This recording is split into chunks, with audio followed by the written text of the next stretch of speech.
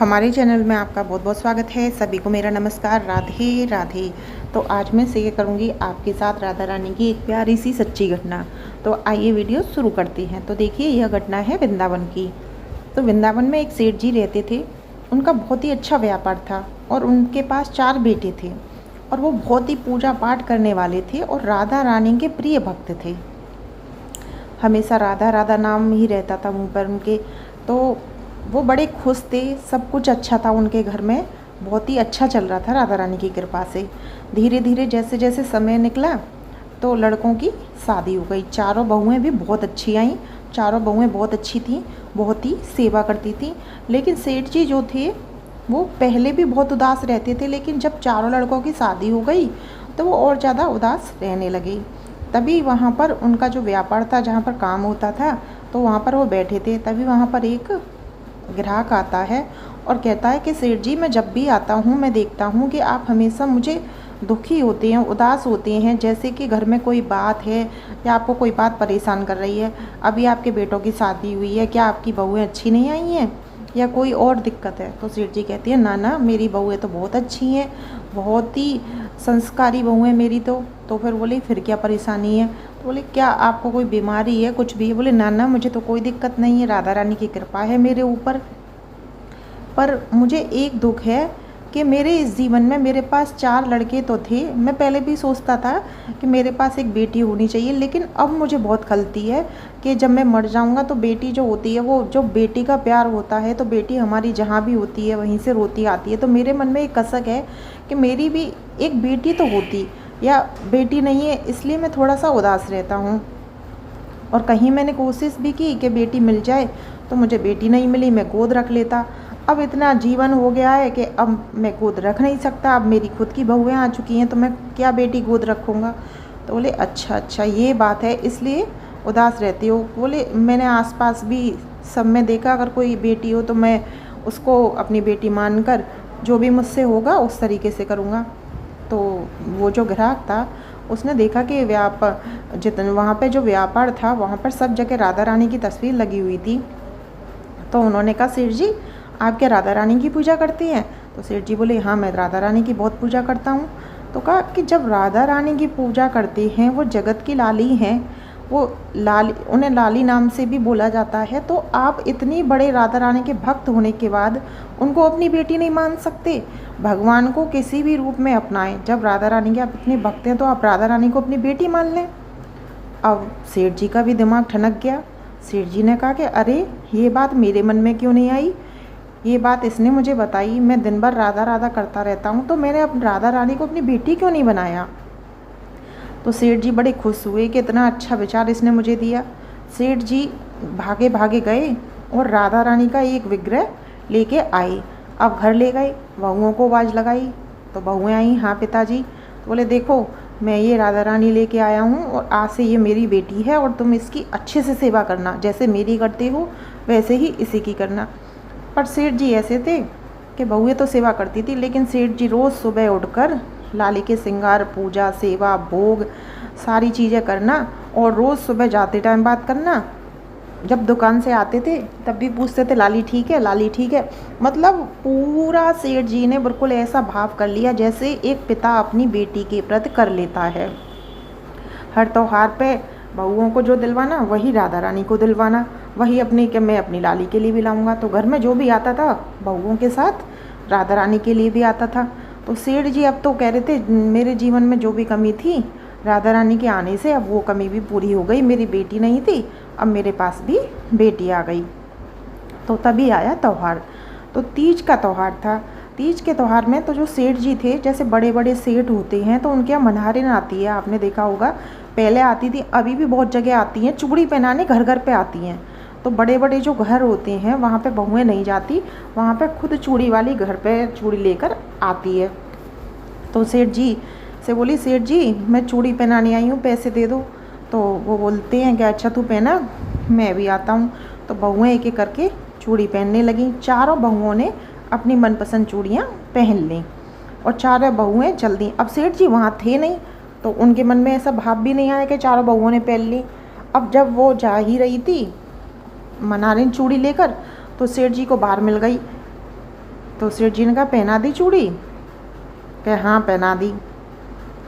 तभी मनारिन जा ही रही थी सेठ जी से मिलने से पहले, उसके सामने एक कन्या आई, सुंदर सी, इतनी सुंदर कन्या थी। एक छोटी सी बच्ची थी, बड़ी बड़ी आंखों वाली, बहुत ही सुंदर, इतनी सुंदर कि जो मनारिन थी उसकी नज़र ही नहीं हट रही थी। उसने कहा मुझे भी चूड़ी पहना दो। कि तुम कौन हो? मैंने तुम्हें तो कभी देखा नहीं है। कि मैं सेठ जी की बेटी हूँ। कि नहीं, मैंने तो तुम्हें कभी देखा नहीं है। कि नहीं नहीं, और वो जो लड़की थी वो उसी घर में से निकली थी। तो मनारिन ने सोची कि हो सकता है कि कोई रिश्तेदार आई हो, तो कह रही है, तो उसने भी चूड़ी पहना दी। अब वो सेठ जी से बोलती है कि पैसे दो।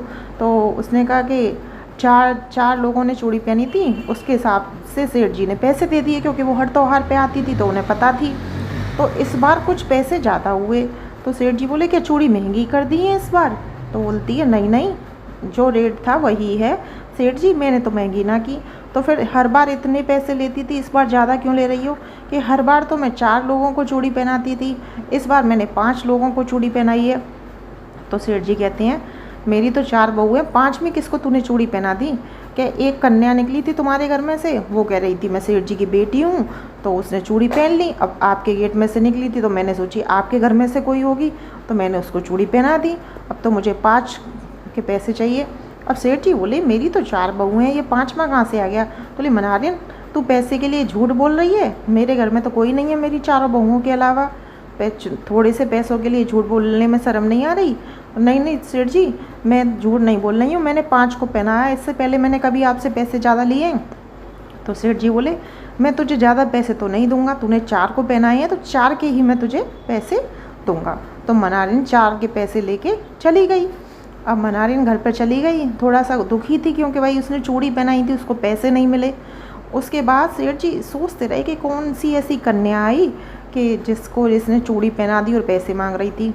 सेठ जी ने कहा घर जाके अंदर जाके अपनी बहुओं को सारी बात बताई कि ऐसे ऐसे मनारिन 5 के पैसे मांग रही थी। तो बहुएं भी बोली कि नहीं पिताजी, हम तो 4 हैं और हम चारों ने ही पहनी है, हमारे सिवा कौन है?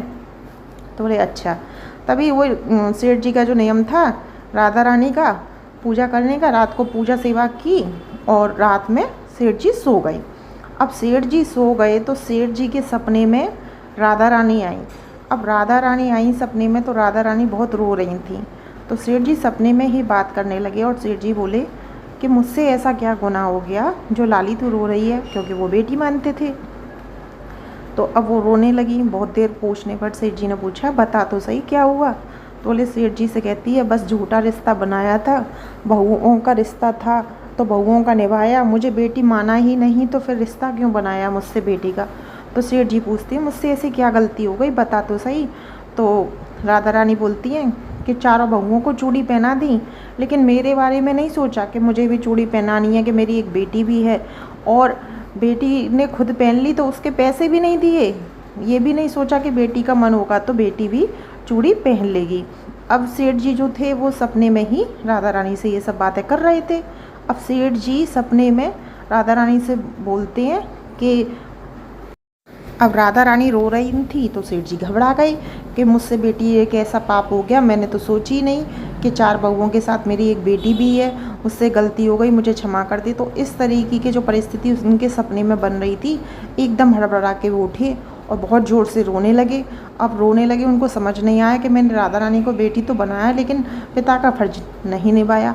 अब तो सेठ जी ने अपनी तिजोरी खोली और उसमें से सारे पैसे निकाले और गहने निकाले और एक कपड़ा में पोटली बनाकर चल दिए। पोटली बनाकर चल दिए। चलने के बाद वो जो मनारिन थी जो चूड़ी पहनाने घर आई थी और रात को 12 बजे का समय था, अब 12 बजे ही उसका गेट पीटने लगे, मनारिन गेट खोल, मनारिन गेट खोल। तो मनारिन कहती है सेठ जी क्या हो गया इतनी रात में? तो कहती है मनारिन तूने चूड़ी पहनाई थी और मैंने तेरे पैसे नहीं दिए। तो मनारिन बोली तो नहीं दिए तो अब नहीं दिए, अब क्या कर सकती हैं, तो इतनी रात में 12 बजे पैसे देने आई हो सेठ जी? तो मनारिन बोलती है कि आप सुबह ही दे देते। तो सेठ जी बोलते हैं कि ये देख गहने हैं और ये मेरे सारे पैसे हैं, तुझको जो लेना है जितने लेने हैं वो ले ले। तो मनारिन सेठ जी को देखती है कि सेठ जी को क्या हुआ। अब सेठ जी ज़ोर ज़ोर से मनारिन के सामने रोने लगे। तो मनारिन बोली कि सेठ जी क्या हो गया, पैसे की तो बात है, एक चूड़ी की कोई बात नहीं, आप ऐसे रो क्यों रही हो, मैं तो आपके यहाँ बहुत सालों से आती हूँ। तो सेठ जी कहती है मनारिन तू नहीं समझेगी, तूने किसको चूड़ी पहनाई है। तो मनारिन बोलती है मैंने किसको चूड़ी पहनाई है। तब सेठ जी अपने सारी सपने की बात मनारिन को बताते हैं कि जिसका कोई मोल नहीं, जो अनमोल है, और उन हाथों को तेरे हाथों ने चूड़ियाँ पहना दी। पहले तो मनारिन को विश्वास नहीं हुआ, फिर मनारिन को सारी बात बताई सेठ जी ने कि ऐसे से मेरे घर कोई कन्या नहीं है। तब मनारिन सोचती है कि हाँ, वो जो कन्या थी वो बहुत ही सुंदर थी, मतलब उसको देख के ऐसा तेज निकल रहा था, मुझे भी लगा कि कोई ये आम कन्या नहीं है। तब मनारिन भी सेठ जी के साथ बहुत ज़ोर ज़ोर से रोने लगी और कहती है सेठ जी, मेरा तो जीवन धन्य हो गया कि मैंने राधा रानी को अपने हाथ से चूड़ी पहनाई, और उनके हाथों में पहनाई हुई चूड़ी का अगर मैं आपसे पैसा ले लूँगी तो मेरा तो जीवन खराब है।